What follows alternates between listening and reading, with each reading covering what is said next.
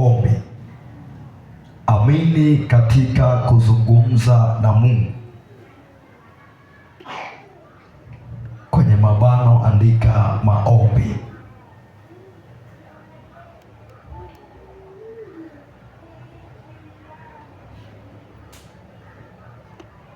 Haya mambo yanayofundishwa ni ya msingi sana, ni ya muhimu. Hayo ndio yamebeba wokovu wako. Bwana asifiwe sana. Ukienda nje ya hayo, wewe ni mpagani tu kama wapagani wengine. Hayo ndiyo yaliyobeba imani na wokovu wako. Amini katika kuzungumza na Mungu au maombi. Tuombe.